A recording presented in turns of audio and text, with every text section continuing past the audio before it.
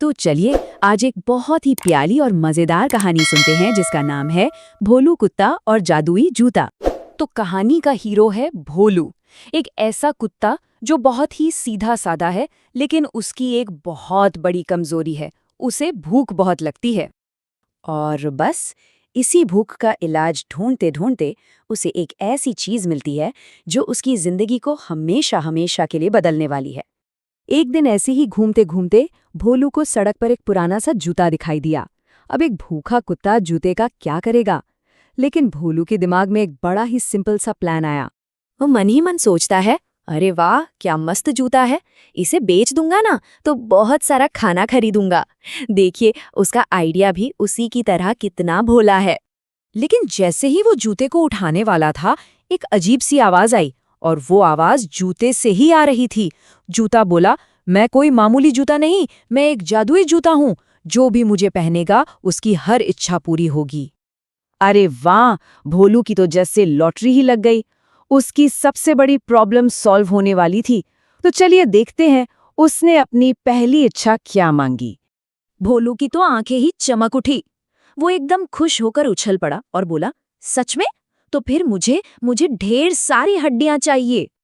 उसने जल्दी से जूता पहना और अपनी सांस रोककर इंतजार करने लगा कि बस अब जादू होने ही वाला है। और फिर हुआ धड़ाम। हड्डियों की तो कोई बारिश नहीं हुई, उल्टा हमारा भोलू सीधा कीचड़ के एक बड़े से गड्ढे में जा गिरा। बेचारा पूरी तरह से गंदा हो गया। अब भोलू को जोर का गुस्सा आया। वो कीचड़ में खड़ा खड़ा चिल्लाया, अरे ये क्या मजाक है, ये कैसा जादू है भला? और इस पर जूते का जवाब भी सुनिए। वो बड़े ही शरारती अंदाज में बोला, भाई मैंने तो कहा था कि इच्छा पूरी होगी, पर ये थोड़ी ना कहा था कि कैसे होगी। खैर, भोलू ने सोचा, चलो एक कोशिश और करते हैं, शायद इस बार इच्छा को थोड़ा और अच्छे से बताना होगा ताकि कोई गड़बड़ ना हो। तो इस बार वो कहता है, मुझे स्वादिष्ट खाना चाहिए, हड्डियां नहीं बल्कि बढ़िया और लजीज खाना।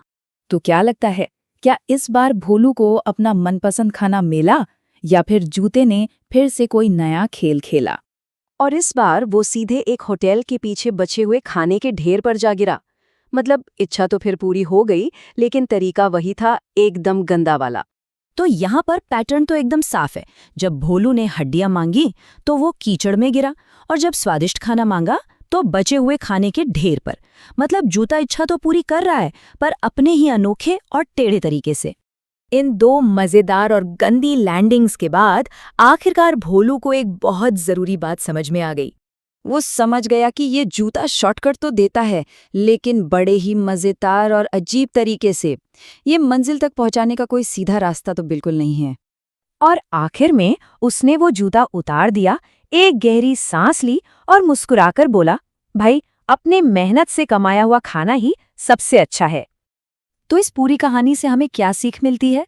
यही कि शॉर्टकट हमेशा सही रास्ता नहीं होते, और जैसा भोलू के साथ हुआ, कभी-कभी वो बहुत गंदे भी हो सकते हैं। तो ये कहानी एक सवाल के साथ खत्म होती है, किसी भी चीज को पाने के लिए मेहनत का लंबा रास्ता बेहतर है या फिर कोई आसान सा शॉर्टकट जिसका नतीजा कुछ भी हो सकता है? इस पर सोचिएगा जरूर।